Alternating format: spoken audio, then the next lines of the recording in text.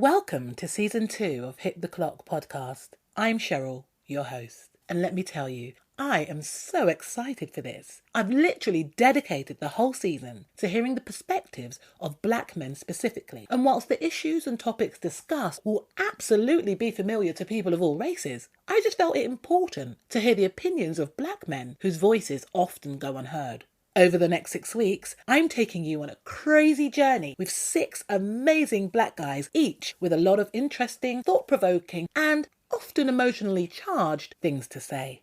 I really hope you enjoyed this season as much as I enjoyed recording and editing it. As always, feedback is very welcome. Hit me up on the socials, at Cheryl's World, everywhere, and let me know what you think, what you like, what you didn't like, what you loved, all of that. Okay, let's get into the first episode of the new season with someone I refer to as the King of Kunyaza.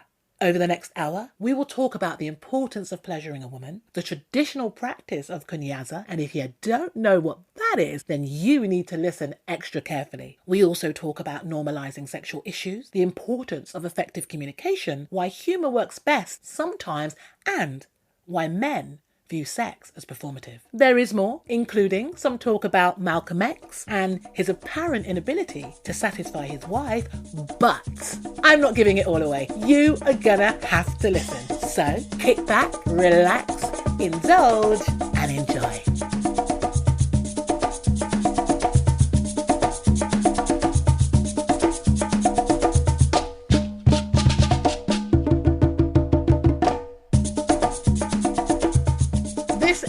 I have the absolute pleasure of welcoming the King of Kunyaza himself. And I say that without actually experiencing his Kunyaza abilities. I'm saying it based on the fact that I know he has 7 books. He's written a book on Kunyaza, number 1. He has 6 other books worth checking out. He's an erotologist, he's a historian, and he's a sex educator. Mr. Habeeb Akande, welcome. Your name's got a level of royalty. That was a royal introduction. I'm actually humbled, but thank you for inviting me, Cheryl. It's a pleasure to speak to you once again. Thank you. Always a pleasure to talk to you, Habeeb. You know I love talking to you. Always giving me that male insight, which is so important because I think as women, it's easy for us to just presume.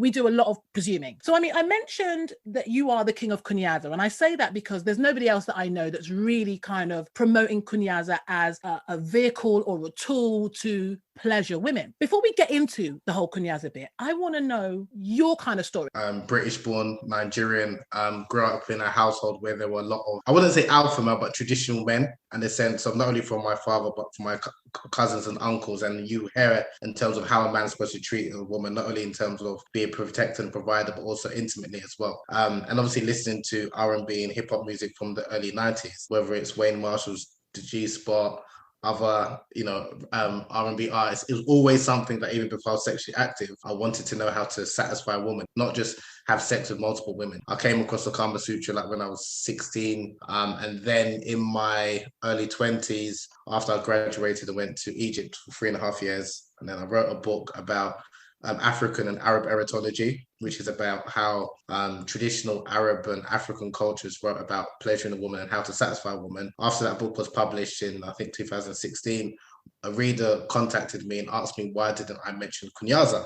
At the time, I was none the wiser what this Kunyaza was. So I did what everyone does normally when they hear something new. I Googled it. Yeah. And then I came across this wonderful tradition, this female pleasure positive tradition that's dedicated to satisfying the women. It's got a reputation of helping women experience ejaculation and orgasm within a few minutes. And again, for me, it was very empowering that there's a culture, an African culture, where women are venerated and their pressure and onus is on men to ensure that their female partners are satisfied. I then reached out to a director who was making a documentary about Kunyaza at the time, Sacred Water, that's the name of the documentary.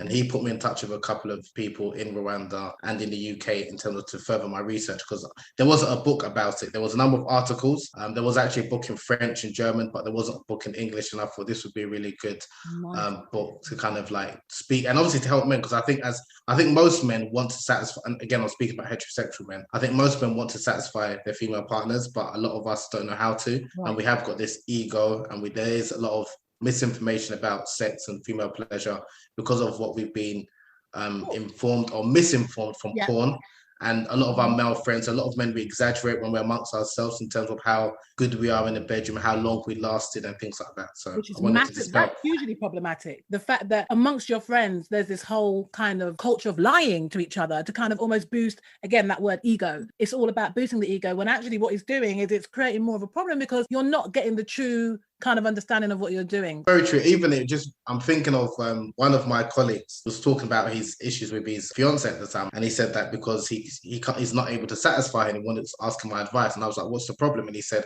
because he can't last long enough in the bedroom with her, and she's always demanding more, and she's always speaking about how better her former partner was. Oh wow! Right, and obviously he knew about my work in writing and speaking about sex and things like that. Then he referred to one of our other mutual friends who said that he used to talk about how he used to last for 3 to 4 hours in the bedroom each night with his partner. And I told him that our friend in question is just lying. That's an exaggeration. And he was thinking that he needed to last that long. So even as men, they're not comparing themselves to porn stars, they're comparing themselves to other men that they know of who are speaking. In often cases, they're exaggerating in terms of how long they last in the bedroom and how satisfied their partner is. Also, what can happen is that for men, obviously, who've had multiple sexual partners, women sometimes or often lie or fake orgasms or pretend. And because he might not be doing, and I use the word a good job in the sense of not satisfying her, but she doesn't vocalize that displeasure, he thinks that he's doing a good job. And then he goes to his next partner, and again, he's none the wiser because no one has told him anything. So I had to first obviously understand what the issue was with that friend in question, and then to give him the real information and the real facts that, okay, because you last X amount of time in the bedroom, that doesn't necessarily mean that you've got premature ejaculation, because he thought he had a premature ejaculation. He would generally ejaculate within like 4 to 5 minutes, and that's not necessarily a problem in and of itself. I wouldn't have thought that was a problem. No, it's not. But if it may be an issue because if his partner was expecting him to last longer. So it's not necessarily that he's got a medical problem, but it's just an expectation gap.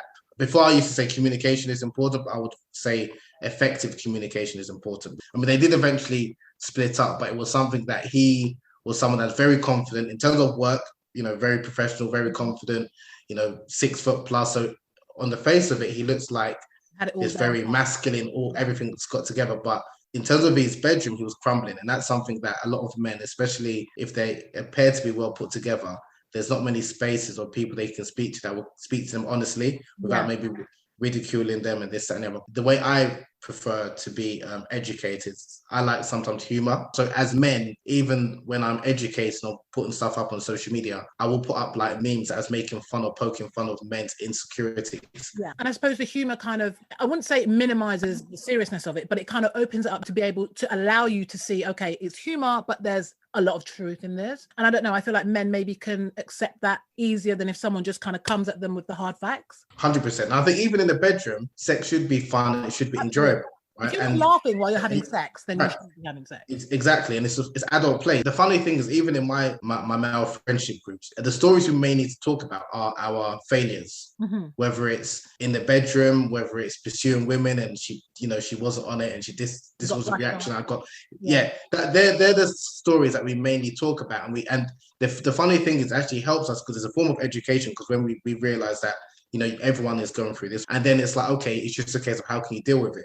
But do you think that is the case for a lot of men? Because, all right, you have a successful group of friends where you can feel free enough to share the failures and the knockbacks. But is that necessarily the case? Because I don't necessarily feel it is, because you have, and I mean, you mentioned the word ego a while back. I think if more men had these kind of open and frank conversations about things that are going wrong, especially in relationships and when it comes to sex, then that whole ego thing will kind of take a bit more of a backseat, because there'll be a deeper understanding, because you've shared stuff. Apart from the fact that you're an educator, you see sex in a different way to a lot of men. The average men don't see it like you. So when you're in your circle with your mates, your perspective is going to rub off on them and vice versa. What if you have a group of guys that are just like regular average Joes, don't have the understanding that you do? How does that kind of play out? Where is this understanding going to come from? And are they going to even share their failures? No, well, I think it's important to normalize sexual problems and sexual issues. As in, we all have problems, we all have issues, we all have issues in relationships, which I think people are aware of. We all have issues in terms of our health,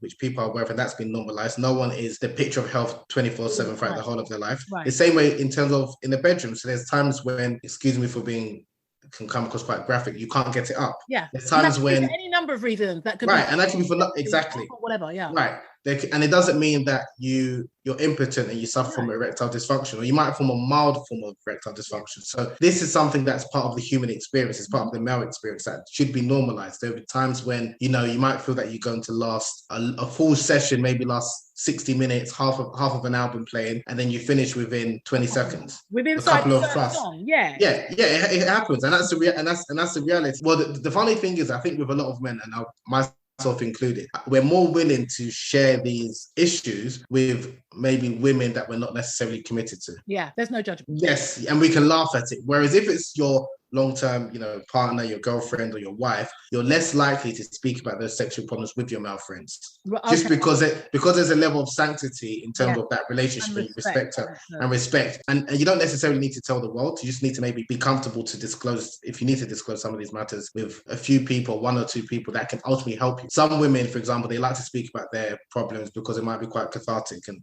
it helps them feel good about themselves or relieve some stress. Whereas men, it's like, unless you're going to give me something that's going to help me or solve my problem, there's no need me talking to you, and I'll just suffer in silence. Now, some people will be like, no, you should be vulnerable and open yourself up. But it's like, if you're not going to help me or tell me something that's going to help me, why do I need to disclose it? And another thing, the reason why a lot of men, I find, are less willing to be vulnerable with their sexual insecurities with their female partners. I know some women don't like to hear this, but there are some, not all, some women who use it against them if, for example, there's a moment of conflict. If, for example, he's suffering from premature ejaculation or erectile dysfunction or what have you, or even if he might have a small penis, that's when there's a bit of argument, she can use it. And this is stuff that men have said. So that's why their vulnerabilities, if anything, or the insecurities, they don't like to disclose that because that can be used against them. But I think it goes deeper than that though, Habeeb. I think a lot of it goes down to how you're taught and how you're raised. Because if you are taught as a young man that it's okay to be vulnerable, it's okay to speak up, it's okay to share when something's not right, something doesn't feel right, whatever. Even if someone throws that back at you in the heat of an argument, you're still comfortable with that. So I think it's about being taught that it's okay for men or young boys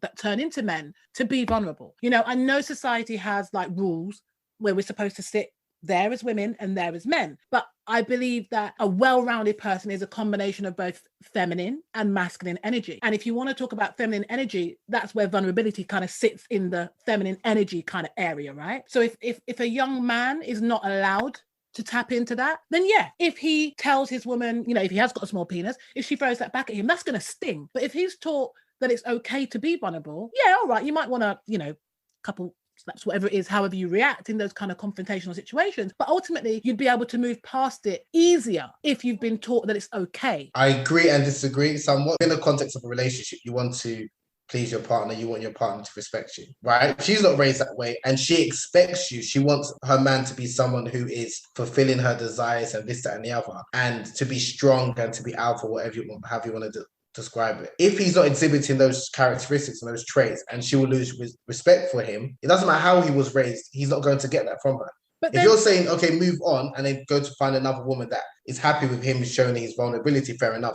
But if he is, and he wants to be with this woman who wants a traditional, you know, this masculine man, and that's what she likes. If he was going to stay and, you know, stay with her and she's going to still look at him with admiration, showing that vulnerability is not going to work in that relationship. Do you understand what I'm getting? I'm not saying it's wrong in and of itself. I'm saying in that situation, and that's the reality. I totally understand what you're saying. And yeah, it's all about, okay, what's the other person say? You can't vouch for somebody else's upbringing. Of course not. But what I mean is him being allowed to be vulnerable. So if he has had a moment of premature ejaculation and she's seen that, embrace it. Like, don't hide it. Don't try.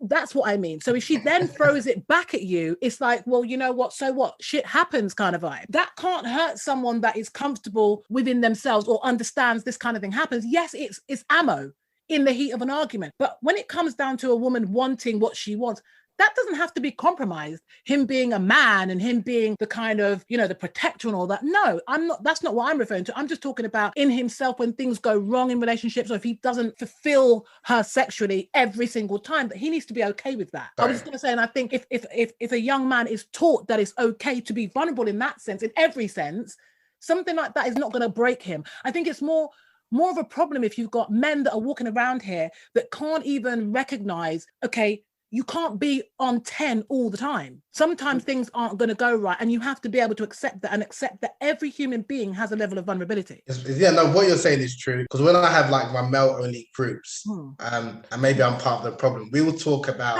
He's like, yeah, we will talk about some strat. Because again, like you said, we know that we can't be 10 all the time. Right. But rather than like saying, oh, telling your partner that, I can't really get it up, it's gone, I've bust quickly, this and the other, I might need another 45 minutes. Rather than saying the complete truth, we will speak about developing strategies in order to, hear me out, to develop strategies in order to, okay, so you've come quickly, so you've released, so you're out of bullets, you need to recharge, but you need to continue to keep the session going. So rather than telling her, maybe when you know that you're finished, you do other things, whether it's going down on her oral sex or using your fingers to maintain, so to keep the session going, and she's continuing to be satisfied because again, you're prioritizing her pleasure, which is what you want.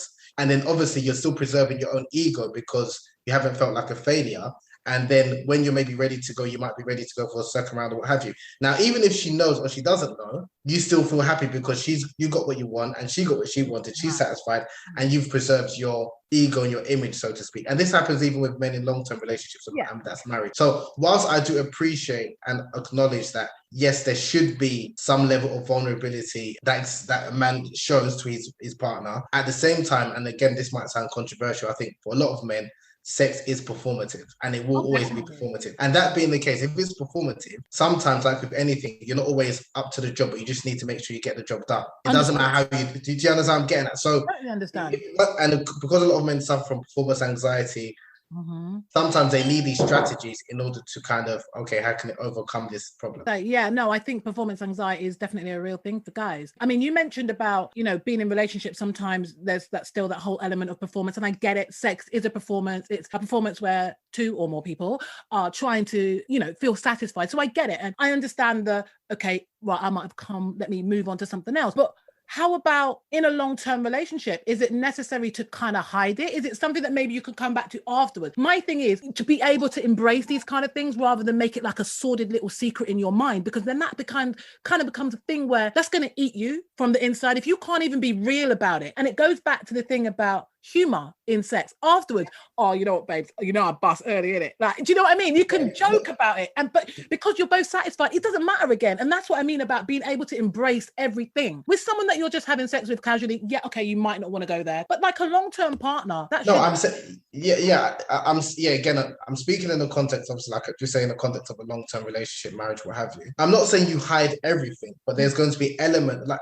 for example, the same way if you're going to surprise your partner. And this can sound wild. There's going to be some element of maybe deceit. Like, just say you're planning like a birthday. Yeah, you're going to lie. You're going to right. There's nothing wrong because obviously the overall aim is something that they're going to be pleased with.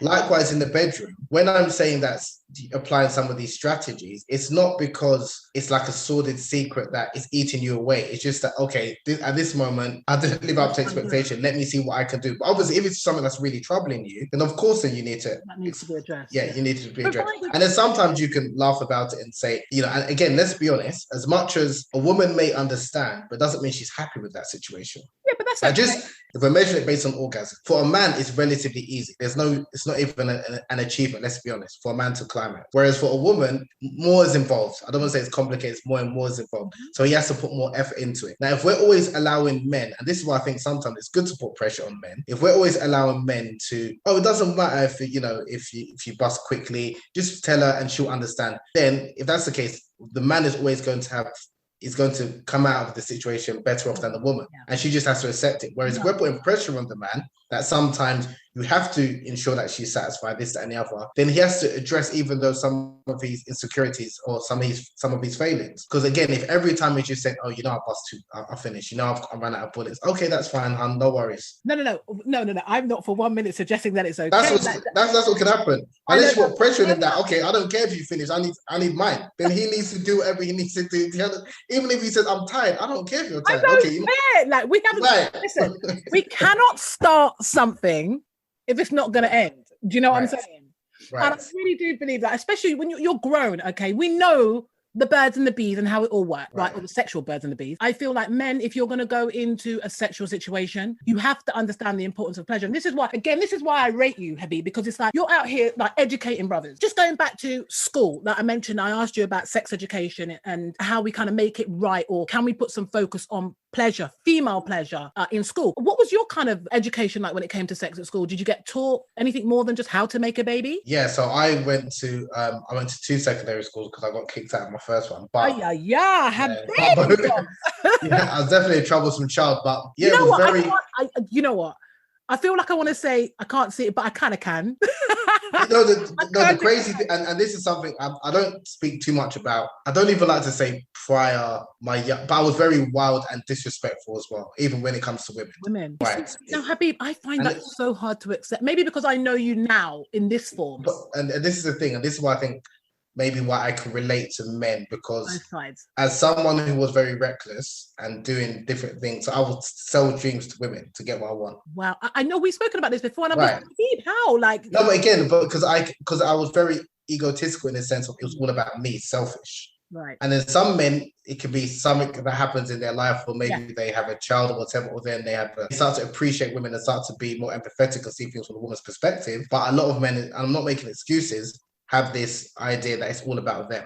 But that goes back to the teachings though, Habeeb. Like, we literally taught that. Because I know my sex education was about, okay, all it is about making the man ejaculate enough so that he can impregnate you, and that's it. There was never anything about, so the focus was solely on the man's pleasure, if you think about it, because you've got to be pleasured to ejaculate. Yeah, but I would say in my formative years, most of my sex education came from older family members, like listening to them by osmosis and how they treat women and their experiences. Some of it wasn't the best, like some of my cousins had like a rotation wild ideals. And was the music I was listening to, like R&B of the early 90s, if I'm honest, because whether it's LL Cool J and what have you, they're talking about pleasuring a woman. It wasn't necessarily just about how many women that they've slept with. It was all about pleasuring a woman. So if you're listening to that for hours on end, even though you as a man are thinking about being a performer, you're thinking about how you can perform and pleasure a woman. So for me, I never really understood why a lot of men of my age didn't want to satisfy a woman or didn't want to understand how to satisfy women. It was all about how can they win the graces of other men. I think a lot of men are more interested in attaining the respect of other men, and the way you earn respect of other men, they just want to know numbers. How many necessarily numbers, so you can quantify how many women you've slept with, how attractive they are. Right? Not necessarily. Men generally don't need to know the details. If anything, the only details they'll ask or they might be intrigued by is if she gave you fellatio, if she gave you head. Because again, it's a power trip. And even this idea, there are a number of men, even men that are in their, my age, like late 30s, in their 40s and what have you, still have this idea that I can't go down on a woman unless she's my significant other or my wife. What I don't understand. I don't understand that, because I understand it. I don't get it. I understand it because in their view, the idea is if I'm going down on a woman, that means I am just focusing on her pleasure and I'm not getting anything out of it. Do you understand what I mean? And that's something that I would only do to my wife because she earns that. Whereas if I'm going to have a sexual encounter and I'm going to go down on a woman, she doesn't go down on me, and we don't even have sex, a lot of men will look at that as a failure. And a lot of men will actually laugh at that type of man, which is crazy. Yeah. Oh, wow. Yeah. A lot of men will look at, so you just gave her a head and that's it, and you didn't get anything in return because it's a power trip. I have a real issue with that, because if you're going into sex, then you should be going in to be pleased and to please. Okay. So even if you don't get the head, but you want to give the head, then that should be okay. I feel like there are some guys that really get off on giving head. Yeah, because they are people who are not selfish, they're selfless lovers. Right, and that's rare. Yeah, I think for women, unfortunately, I think the women who like to give head more than receive head, or don't like to receive it but always like to give it, I think a number of those women don't feel they're entitled to pleasure. Yeah. And they don't allow themselves to, they think, oh, I please my man. I also think when it comes to women receiving oral sex, a lot of that ties into how women feel about their bodies. Exactly. Again, it's how the vulva is presented and what's the most desirable look. Does mine look right? Does it feel right, look right, taste right, smell right? All of that is popping off in their head. So I think sometimes it's not that they don't feel that they're deserving of pleasure. It's more they don't know how to receive the pleasure. Well, if you feel you're deserving of pleasure, it doesn't matter how you look, how you smell, how you taste. You're going to do the work. That's what you're going to tell your partner. I think we're saying the same thing, but just different. Like a man, even if he smells or looks dusty down there, he's still going to expect to be pleasured. because he feels entitled. He feels entitled. No, do you understand? That's how I'm using the word. Like, if I feel entitled to pleasure, it doesn't matter even if I haven't washed. I still expect you to satisfy me. Whereas if a woman is conscious and she's saying, "Oh, because I don't look the best down there, I might feel," all of this, the way I look, she doesn't feel she actually feels like she needs to look or be at her best in order to experience that. Whereas the man doesn't feel that because he always feels entitled to pleasure. That's what I get. That's what I mean. And I get that, and I agree that should be the mentality. But I think when it comes to hygiene, that's just another area. That's not even about entitlement. That's just about like hygiene, in my opinion. No, I hear you, but it goes down to entitlement. If I feel no matter, even if I smell frowsy, she still needs to having real issues with finish the job. This is the part having real issues. But this is the male ego. I'm just explaining. This is the male ego. Men do not feel generally speaking, I need to have a wash downstairs before having a sexual encounter. I could have come from a rave, sweating away for 3 hours, 4 hours, then driving, and I don't even feel I need to go in to wash up. Whereas a lot of women will do that. But generally, you would have probably bathed like maybe earlier on in the day or whatever. So you might have a little must going on. That's not a problem. But I'm talking about like, that's just...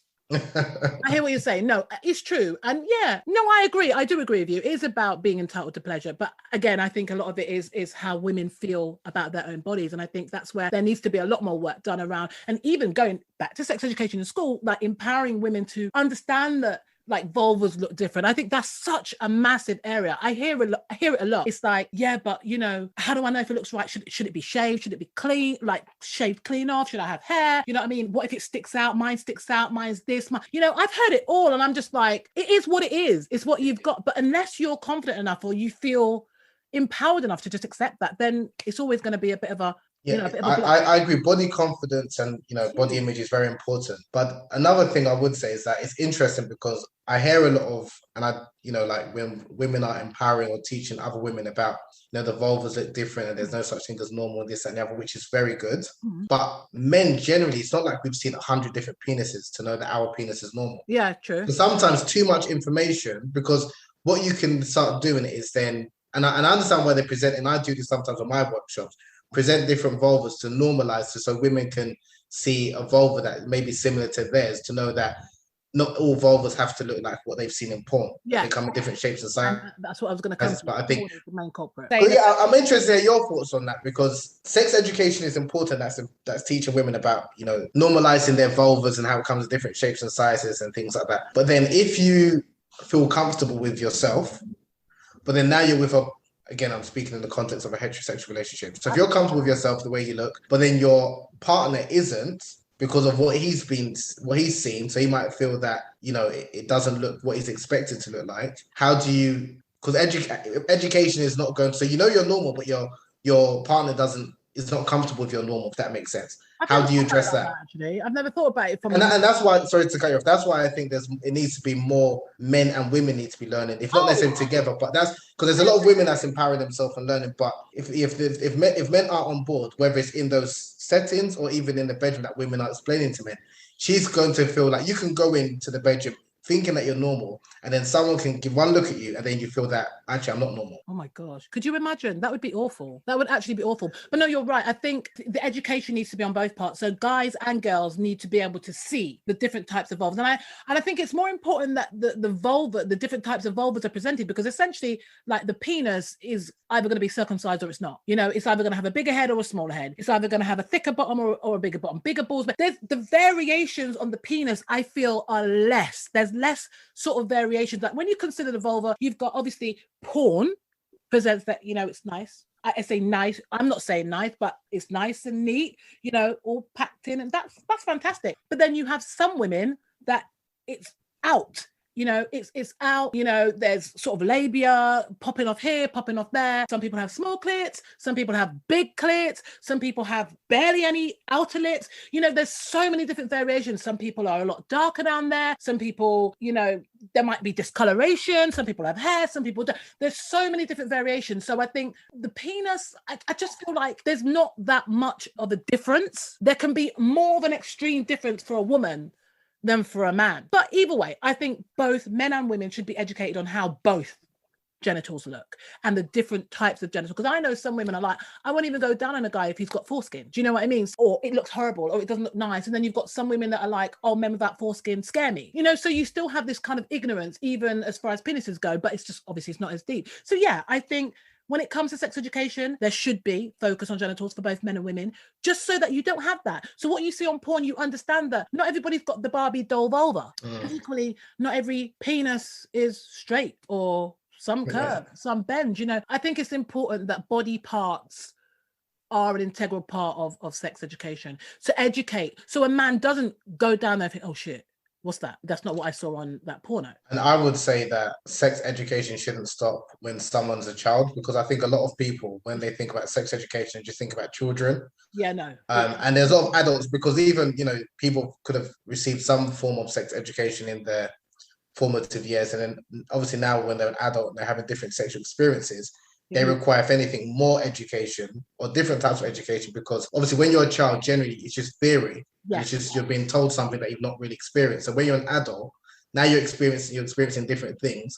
If anything, there's more education that needs to be had, because to put things even into context, so maybe some of the experiences, whether positive or negative, that you've had with certain sexual partners, that might need to be explained, that even that person's reaction, that's not representative of all women.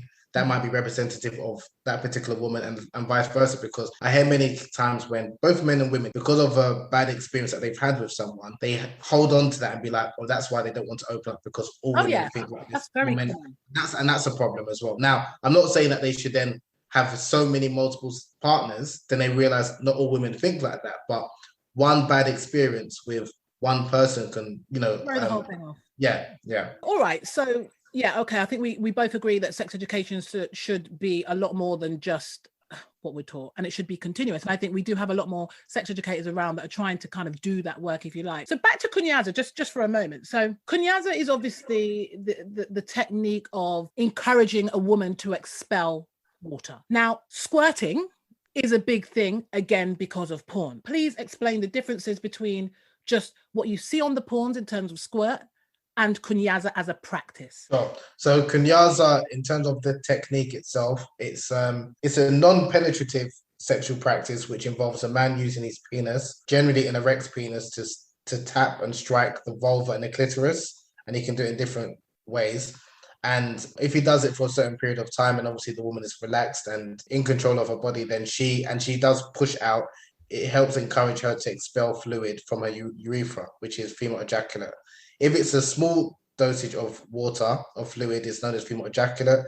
If it's a large gush, like bigger than a teaspoon to maybe even half a cupful, it's generally known as squirting. Now, both of these fluids comes out of the urethra, which is where a woman urinates or pees from. Now, in terms, obviously, the difference between female ejaculate and squirting and urine, obviously, female ejaculate is not, it looks like watered down milk. Obviously, it varies from woman to woman, but generally it looks like watered down milk. It's quite sweet, but it has no scent, no smell. Whereas urine is obviously got, obviously depends what the woman's drank, but it could be watery, it could be very yellow, and obviously got a strong odor to it.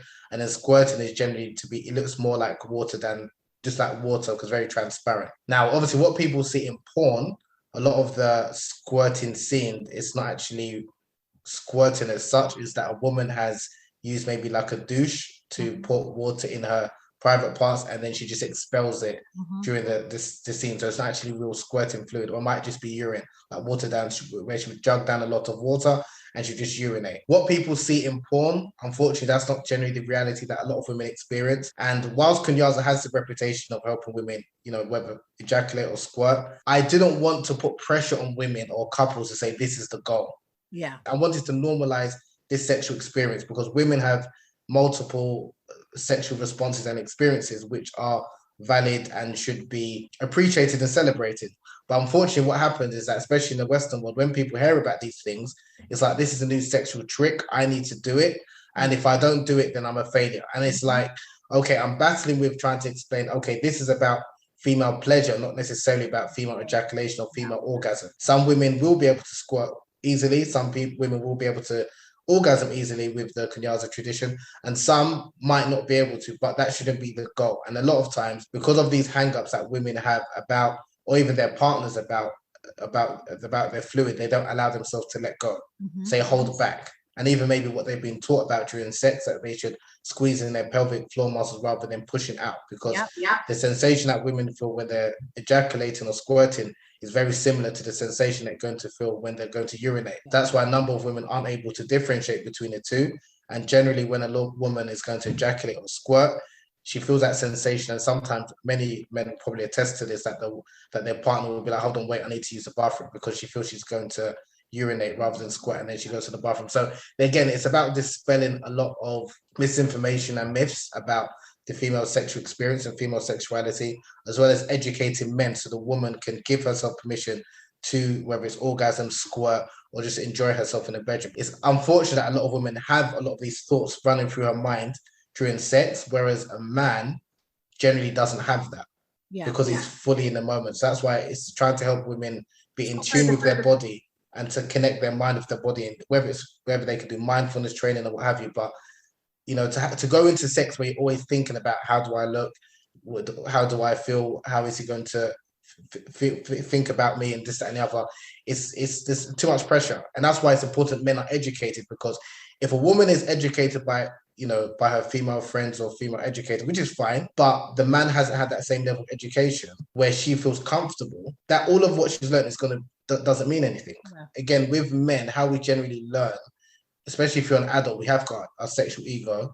We don't like to be told this is how you need to make your partner be pleasured, because we all think we know it all. So I try to impart this knowledge informally. Yeah, it is interesting. I think there has definitely been a shift in a lot of men's mentality when it comes to pleasuring women. There was a post that you posted up on your Instagram recently focusing on Malcolm X, and it was talking about the fact that he was unable to satisfy his wife in the early stages of his marriage. And I really found that post interesting, because obviously we all have Malcolm X positioned as this, amazing activist, must be fantastic in everything he kind of does. So to be able to read that and understand that actually, even someone as great as Malcolm X can openly admit that there was an issue, I feel like that's a good thing. And that's a sort of another way to start the conversation with guys.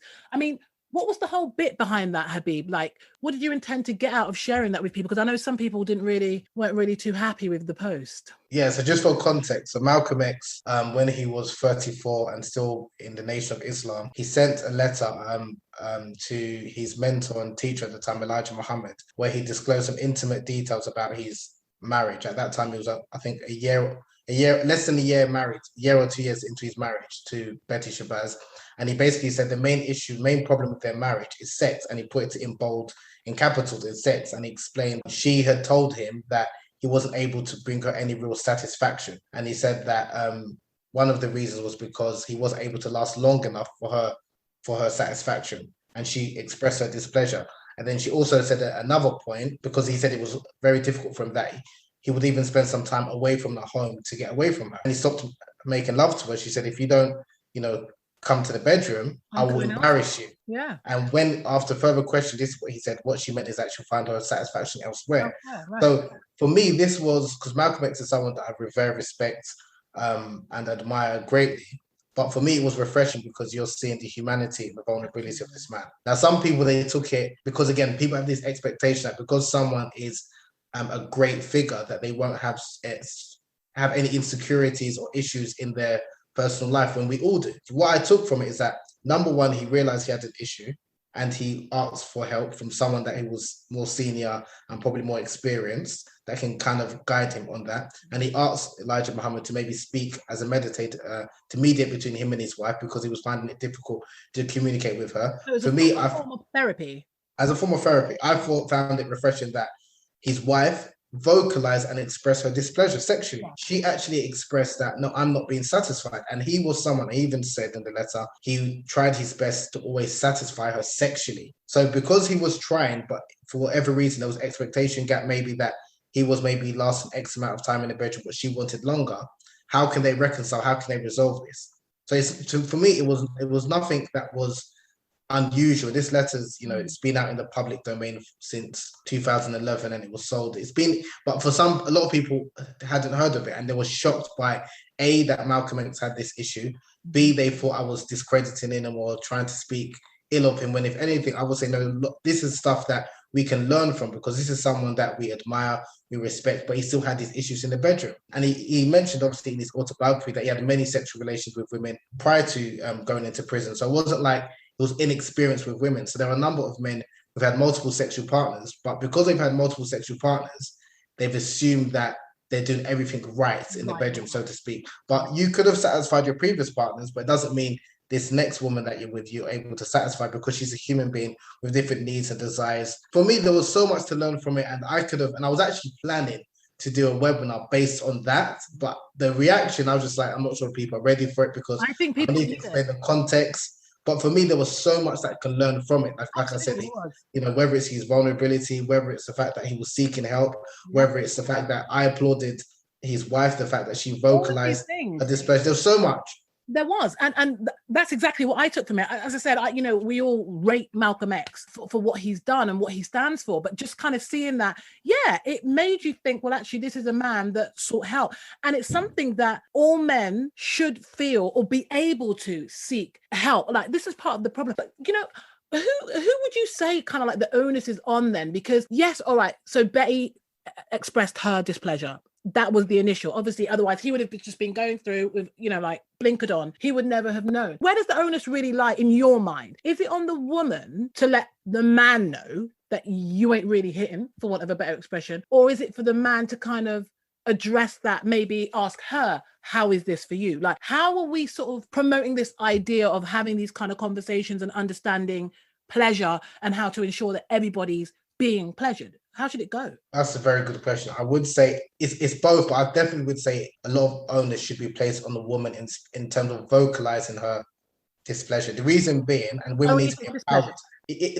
Pleasure or displeasure, whether she's pleasured or whether she's displeasured. The reason being, if a woman doesn't say anything, generally speaking, 9 times out of 10, he's going to ejaculate, he's going to orgasm, he's going to be satisfied. Now, if she doesn't say anything, he will assume that she's satisfied as well. Do you understand what I mean? Now, obviously, if she's not pleasured, if she's not satisfied, and she informs him of that, then obviously then he knows there's work to be done in order to ensure that she's satisfied. Yes, he should check in on her and ask her, are you satisfied? But if the woman doesn't say nothing or says that she is because she wants to preserve his ego, that's not helping the situation. Now, unfortunately, and I'm not putting the blame or the but I'm saying ultimately the responsibility, if your pleasure is your own responsibility. A man can help you be satisfied, but really it's your responsibility. So rather than expecting the man, the knight in shining armor, to kind of fulfill all of your desire or to know what you want, if you don't vocalize, if you don't express it, he won't know. I think men should create an atmosphere where women feel comfortable enough where they can express their displeasure. But at the same time, whether he's created it or not, I think she should still be empowered to tell him. Do you understand? Now, if of course she's worried that if she tells him maybe some form of abuse, that's different. Like, he might react negatively. That's the only situation where I can understand a woman doesn't want to vocalize her displeasure. If it's just a case of, she doesn't want to maybe hurt his feelings, that's not enough. That's not an excuse. I think that's because you're now suffering in silence. Sorry, go on. Habeeb, this is what happens though, isn't it? Again, because everything is positioned around men and men getting theirs, but it all goes back to what we're taught in school, especially if you're not someone that's sort of educating yourself as you go along the road. Do you know what I mean? If you're someone that's literally done school, had the sex education, now you're in sexual situations and you're kind of learning on the job, so to speak, you're not going to know anything more than what's been kind of embedded in you. For women to be feel empowered enough to be able to say to a man, you know what, that wasn't really, it's difficult for a lot of women. Someone like myself that feels quite liberated and quite open, purely because I've done my own work. Believe me, there were times when I've taken shit. Do you know what I mean? We've all been there. Not anymore, but that's because I've done my own kind of work. It's hard for women to say, to even be able to say, I haven't come. Like, that is a really difficult sentence to say to a man that you're there with. You probably like him. You might have been leading up to this for a while. You've done what you're doing and it just hasn't happened. How do you then, where do you find the words? For me, I feel like it's just as much his responsibility to say, you know, how was it kind of thing, as it is for her to say it wasn't all that. Say, for example, he's just orgasmed and then it's finished.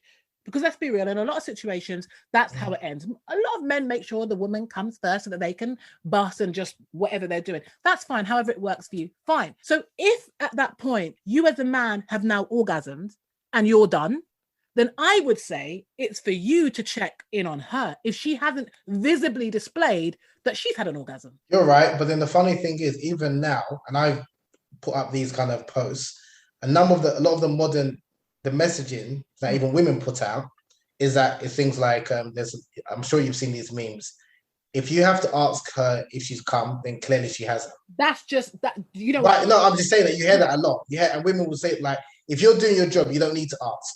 Well, so there's pressure. So there's pressure on men that if I'm asking, if I'm always checking in, then clearly I don't know what you like. I think as mature adults, we all know that there is nothing wrong with saying, "What, babes, do you like that? How does that feel? Does that?" No, that's different, babe. Do you like checking in? If you're having that kind of if that kind of discourse is happening, then naturally it's okay to say. It's easier if you're just banging away and then suddenly you're like, "What, did you come, babes?" It's like, no. Okay. No, I hear you, but okay, if we're talking, we're adults. We're speaking as two consenting adults.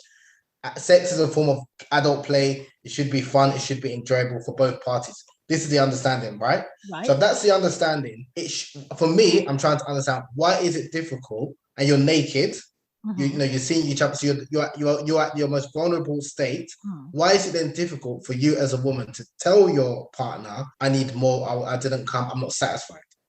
I just think it's the way most women are conditioned. You know what I'm saying, Habeeb? Like, I know what you're saying. Sex is often presented as the man is supposed to be doing the work. Like, essentially, the majority of the work is on the man, whether he's giving you missionary, he's doing it from that, all right, you might get on top a little bit and fling about a bit. But ultimately, most people see sex as the man having sex with the woman. Yes. So if that's what it is, then when he's finished, if she hasn't arrived, all right, you might be butt naked, but it's still, it's like a debate. It's like an argument. It's like, how do you phrase it without, number one, sounding like you're having a go? Number two, sounding like there's just a lot. I'm not in that space, but I know plenty of women that are, and I totally understand it. All right, if the shoe was on the other foot and you were taught that women run things in the bedroom, like you're just, she's calling all the shots, then of course, I don't think it's foreign for a guy to say, I ain't come yet, babes.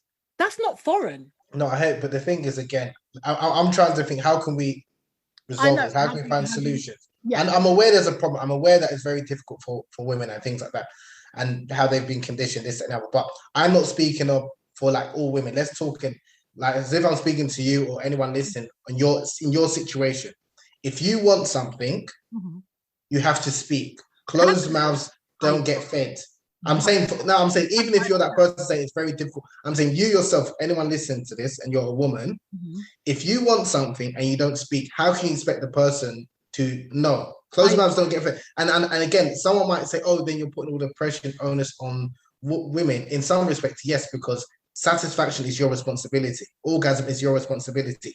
If you want to orgasm, if you want to be satisfied, if you want to be pleasured, but for different reasons, you're not expressing that, how can you then be like, and this is why a lot of men feel sex is mainly for men, not the woman, because women don't vocalize that they want it, even though they do. It's just going back to, again, being what you're taught. A lot of women are taught when it comes to sex just to lie down and take it. So if you're being taught to just lie down and take it, how do you then, in your mind, justify questioning why that man hasn't made you come? Sounds ridiculous to me, Habeeb. Yeah. But I totally understand why a lot of women cannot get out of their own head, and they will leave a situation and probably go home and pull out their vibrator or whatever it is, because it's this kind of, it's definitely a grey area. That's why I think men also have to, okay, forget the memes, but just know that it's a two-way thing. Like, I'm not being funny. I would ask a man if you know what I mean. If I can't tell if you got, I'm going to ask you. So it's a two-way kind of. It's a two-way. But I'm saying, yes, men need to check in. Men need to try and find out if his partner is satisfied. But at the same time, women need to be empowered themselves to say, even if, because a man can ask and she will say, yeah, babe, it's fine. Yeah, I enjoyed it. And that's what generally happens. This is what men say. So it's like, how many times does a man ask and a woman either just affirms what he's thinking, or just, and so it's the same thing. Whether she's actually saying from the beginning, I didn't come, I'm not satisfied, or he's asked her, but because again, it's so difficult for her because of the pressure and this and the other. The same way like a man will ask, a woman for her phone number was years ago now, because now it's probably the IG or the whatever. But whatever. the phone number, a lot of women, even if she doesn't want to give it, because she doesn't want to offend him, she might give him a fake number. She'll give him something. Yeah. Rather than just, you understand? Rather than say, no, I don't want to give you my number. So again, but that's a different situation, because she might be fearing her health. I mean, her safety. But I'm saying in the bedroom, it's similar, that a lot of men, I think, do ask, but maybe they. But again, I think it's like what you're saying, that a lot of women feel, because of sex is supposed to be for the man, and they this, that, and the other, they can't tell him the truth.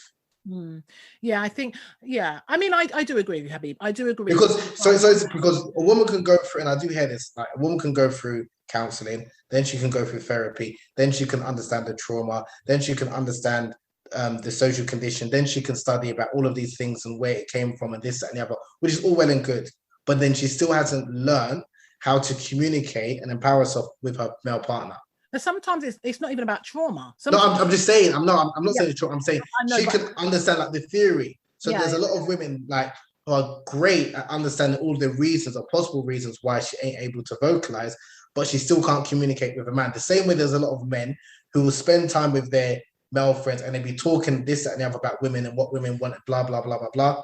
You put them in front of a live, real woman, not someone that they've seen on porn. They haven't got a clue. Yeah.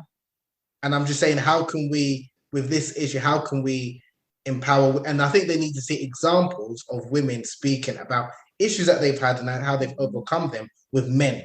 Absolutely. Not just amongst themselves. It doesn't need to be a role play that they, but do you understand? Because everyone has had issues. Doesn't matter how educated you are. Everyone has issues and will have issues sexually. Like the same way everyone have issues health-wise or in a relationship. Just because, you know, you've written love songs or written a book about sex, it doesn't mean your sex life is perfect. It doesn't. But then you have, I think, the more educated you are in the area, you kind of have a broader understanding. So if you're talking about how best to move forward, I feel like women need to be more empowered to speak up. Men also need to be more aware of women and the inability in some instances to be able to speak. And somewhere, somehow, there's just a meeting that just works. It's just difficult, isn't it? I think for a lot of women, it's definitely, I think it comes with age as well. Can I push back again? Your choice of words. Yeah, so you said, when you were referring to women, you said women need to be empowered, which I agree 100%. Then you said that men need to be aware of some women's inability to speak. They're not mute. They can speak. They're not mute. Difficulty. They've got difficulty maybe speaking, but not inability. Because when it's inability, that means that they can't, they're not able to. Do you understand what I mean? Inability to articulate what it is they can articulate, because when something doesn't go wrong romance-wise, or the difficulty or maybe the struggle or something, but not when they've got a lot of mouth when it's romance-wise, isn't it? But when it comes to sex, they do though. No, why? Because they feel entitled to that, rightly so. Yeah. But again, it goes back to the entitlement. Exactly. Women aren't traditionally told that they're entitled to sex. That's what I'm saying. So it starts. So I'm saying, like, the work you're doing. So I'm saying the work you're doing, which is great, and more of it should be done in terms of explaining women why they do deserve pleasure. They are entitled, and not only sex, because when we say sex, because a lot of women are having sex, but not necessarily satisfying sex or pleasurable sex. So we're speaking about that. This is what you're entitled to, and if this is something that is ingrained in you, you're not going to be satisfied with less. If you're having sex but it's not satisfying, then you're going to speak up about it. Absolutely, but that's what I mean. So it starts at the beginning. Right. For women that are over, I would say women that are over 25 that haven't been empowered in that way, it's a slog. It's going to be a slog, because it's kind of undoing, unpacking, kind of, do you know what I mean? So if you get it from the get-go, then you're more, obviously there'll be a few that fall through the net that still have hang-ups and stuff, because that's just human nature. But ultimately you'll have more empowered women that feel that they can speak up and know that, they are just as entitled to sex as men, just as entitled to pleasure as men. And, you know, that's 90% of the battle. Yeah. Definitely. I agree with that. So, before we wrap up, Habeeb, are men supposed to satisfy women? When a man goes into a sexual situation, should he be going in with the sole intention, well, aside from himself being pleased, should he be focused on the pleasure of a woman? 100%. I think men should prioritize women's pleasure. I think men should go into every sexual encounter with the goal or the aim of ensuring that his partner is satisfied before he's. And again, because it's very easy for us to be satisfied. That's why, for me, there's no achievement, so to speak, in terms of, you being able to get off. But I think whether it's an ego thing or whether it's because he wants to be empathetic or make sure that she, has a pleasurable experience, but I think that should be the goal of every man. And it doesn't mean he's going to be able to satisfy a woman every time. I'm not saying, but at least if that's his mindset, then what will happen is that he will be checking in on her. He will be doing everything that he can do to ensure that she's satisfied. But it doesn't mean that he'll be satisfying all the time. So I'm not saying that if a man is a selfless lover, he's always going to be giving her fulfilling, mind-body orgasms. That's not necessarily going to be the case. But at least if he's going in with that, and then obviously she's going into the sexual encounter believing and knowing that she deserves pleasure, then it'll be easier for them to communicate because he'll be checking in on her and she will feel comfortable to vocalize if she hasn't been pleasured. But again, if we're looking at it as a 50-50, I don't think it's fair, because if it was 50-50, men would win every time. As in, men will be satisfied all the time because it's easier for us to be satisfied than women. That's why more onus, I think, needs to be placed on men satisfying women and prioritizing women's pleasure, as opposed to thinking it's an equal exchange. Because if it is an equal exchange, like I said, men will come before women and be satisfied. I do agree that men are supposed to satisfy women and should make it their intention. I love that. And all the women listening to this are going to be like, oh my God, Habeeb. Like, it's the truth. I think there are a lot of women out here that are just not being satisfied. That's the real. I would say, though, there are a lot of men that want to, and there are a lot of men that want to speak about it, but it's quite difficult because you'll be judged by men. Some men might say you're just pandering to women because you're trying to sleep with all of the women. Yeah. Or you're like a simp. And again, for me, I don't understand that mindset, because a lot of men sleep with women but want the respect and love from other men and their approval. I think that's what kind of it boils down to, because a lot of men, and we spoke about this offline, that a lot of men will be happy to receive heads, but they don't want to give it. Yeah, I don't understand that. Because this is a power trip. It's this idea that pleasure is for me. Either we're both receiving it or I'm receiving it. There's no way I'm giving pleasure and she's not giving me anything in return, because I will go away looking like a simp. And again, it's that mindset, because they see sex, which we spoke about earlier, that is primarily what they've been taught. Yeah. It's primarily for men. It's interesting. And then a whole other argument, which we won't go into now, is the ones that don't even want to give oral sex, but yet expect it every single time. That's very common. But I often wonder, some people have had bad experiences, and I get it. Some things can completely turn you off stuff. I understand that. But how do you figure if it's something that you just don't do? Because you get a lot of guys saying, no, I don't do that. Why? I just don't do it. Yeah, but why? Obviously, I'm not pressuring. I don't have a sexual interest in them. So it's just like a conversation. I have one friend that springs to mind, and he's like, he does not go down on his woman. And I'm like, okay, well, why not? She's your woman. She has been for several years. Like, what is it? Did you have a bad experience? No. Does she give you head? Yes. So why is it that you don't feel you could return the favor? I'm not doing that. Because remember, culturally as well, that we spoke about this before, but culturally. It's cultural, but then I also... there's some culture, if you've been taught, so this is a good one, because we've spoken about, the pressure and what women have been conditioned to believe. A number of men in certain cultures have been conditioned to believe that going down on a woman is wrong, it's nasty, it's filthy. What is that? Is that because you're sort of essentially bowing down to her? What is it? Is it just the act itself, or the position that you assume? Even some of the names, like growing up, Bowcat. Yeah, but that's what I mean. Is it the position that you assume? Is it because you literally... No, even culture. Culturally. So even the same way, I know it's changing in some parts of society, but like pegging, that's not something culturally, socially acceptable within Black communities generally. Heterosexual. Did you say pegging? Right? Pegging, for example, pegging. Yeah. So culturally, I don't care. Like, you can write as many books about saying that the man's G-spot's in his anus. I'm not going to do that. Yeah. Do you understand what I'm getting at? But that's an example that it's not like I need to try something to see whether I like it or not. I know, because I've been grown up in a society or culture, that that's not something that a man should engage in. You don't even try it to know. Do you understand what I'm getting at? So similarly, when we're looking at going down on a woman, if you've been raised to believe that's not something that's befitting of a masculine man, it's not something that men do, it doesn't matter if your partner wants it. You're not going to do that because that's unmanly. That's what you've been taught. I'm not saying it's wrong. I know you're not. Do you understand? So I can understand it. So, but if you have in that same culture, you've been taught that it's okay for a woman to go down on you, it doesn't make her less of a woman. It doesn't make you less of a man. Then you can do that. So that's why when people say, "Oh, but you don't mind receiving it, but you don't want to give it," why is that? Because the culture that they've been raised in, that's how it's being taught. I don't necessarily think that's always the case, though. I think some people just say it because I think there's either an element of fear. They don't want to feel submissive to a woman. Yeah, that's true. And they just, and I guess it's the idea of what happens down there. You know, like some guys say, oh, yeah, but you piss out of there, you bleed out of there. But I'm thinking, well, you piss out of yours. Do you know what I mean? It's, sorry to get graphic, but, you know, it's how some people justify things in their heads. So, yeah, I can accept the cultural argument because of what you're taught and what you're raised on. Fair enough.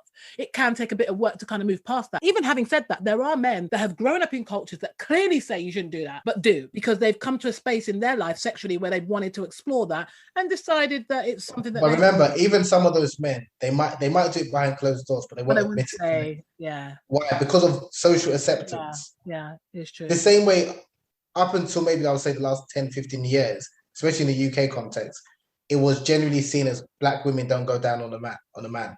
And vice versa, black men don't go down on women. Yeah, no, I know, but I'm just saying. So it wasn't socially acceptable for a woman to admit that, even with her boyfriend. Let's be honest, it was like that was something that white girls do. It's only recently that now, okay, it's kind of changed. It's okay. That's kind of okay, and it's seen as, no, that's part of a mature woman. Now, of course you do it.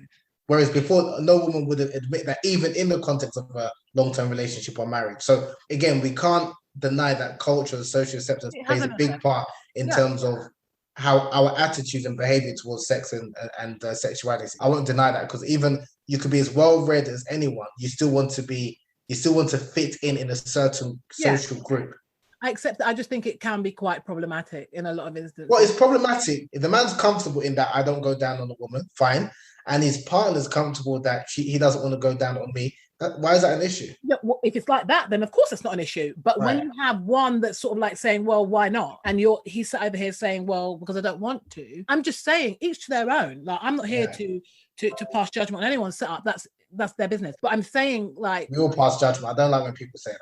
You know, I'm not here to openly pass judgment. Then I'm not going to. We all openly pass judgment. Yeah, there's nothing wrong with that. Even that is one of those modern day. I don't pass judgment. We all pass judgment, and we all pass judgment. But what I mean is, I'm not going to make it a thing. I'm not going to say to them, "Oh, well, you should be doing." In that respect, I'm not going to put. I'm not going to cast my judgment onto. Okay, fair enough. Maybe that's a better way of phrasing it. Yeah, it's just quite interesting. And I find, especially amongst black people, you know, there's definitely this whole thing about men going down on women. I mean, But do you not think this is a black British thing more than, because even like, I'm sure you're aware that how our attitudes in the UK as black people towards sex is very different from our American counterparts. Oh yeah, oh god, yeah. Like they're more right, exactly. So and you can see the difference, because in the UK, is that because we're to, like, obviously to the Caribbean and to Africa, we have more. Right, exactly. It's different. So because of that, you can see our attitudes. Like, okay, I would say black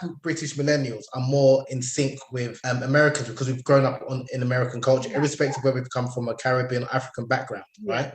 Whereas traditionally, black British people are very different from black Americans when it comes to sex, because culturally we're very different. For real, it's true, because you couldn't even talk to, I don't know, say someone over the age of 55, a black person over the age of 55 in this country, talk to them about oral sex. They'd be like, exactly. Like, are you okay? Exactly. Yeah, no, it's true. It's true. So that's why I say culture. You can't deny the impact that culture plays, no, absolutely not. Absolutely. You know, I think that sometimes, you know, culture can be, I mean, it's good, it's a blessing, and it's a curse in some instances. It is, but then this is the thing, like, even in the most liberated, sex positive culture that people think wants us to kind of get to, not everyone is happy with that version of sex. There's always going to be so there's always, and so people aren't going to fit into that idea that, okay, a woman should be as sexually liberated as a man, in the sense of having multiple sexual partners. There should be no judgment put on her. Where there's some women even that live in that culture, they don't agree with that, both men and women. That there's not every man that agrees with the idea that a man can have multiple sexual partners and it's fine. There's some men that look down upon men that way. Do you know what I mean? So, you know, there's always going to be conflict as well, but generally speaking, it doesn't matter what culture. Even if you're in the UK, there may be a subculture that you're part of, and you want to maybe at least be normal, or at least fit into that. Yeah. That's why for me, I know that in different cultures, there's going to be certain practices that's acceptable, not acceptable, but I won't be able to fit in all of them. I just need to fit into the ones I'm comfortable with. That's right. And then just live my life that way, because you won't be able to please everyone. It's impossible. That's it. Well, you can't. That's the truth. Yeah. That's the truth, Habeeb. And I think that's a perfect note to end on. We cannot please everybody, so please yourself in every Please your partner. of the work. Please your partner. I'm here. You know what? I'm here for the pleasure. I'm here for pleasing and to be pleased. And I think that's the key to success. Do you know what I mean? Like, we're all here for the pleasure. Do you know what I'm saying? Like, come, Habeeb, let's be real. You can't be spouting off about Kunyaza and not pleasing your woman. No, she's looked after. Don't worry about that. Hey, yeah! Don't worry about that.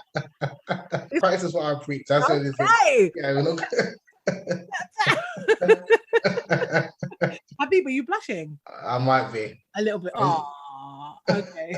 All right, Habeeb, let people know, obviously, where they can find you and follow you on your amazing journey, because like I said, like, you are the only sex educator, male sex educator that I rate highly. There are other people that talk about sex and I just think, do you know what I mean? I just feel like you have it on point. Where can people find you? No, thank you for those kind words, and I respect you highly as well. Also, you can find me on Instagram, Habeeb, HABEEB _AKANDE. So Habeeb _Akande. It's the same social media handle on Twitter as well. So Instagram and Twitter is probably the two best outlets to contact me, and also Facebook. I feel like Instagram is really popping. Instagram, yeah. So obviously, I'm going to add all the links below. So yeah, Habeeb, as always, it's been my pleasure. You see, we're going to keep saying that word now. Pleasure's all mine. No, it's definitely mine. Definitely mine. Habeeb, till next time. Take care.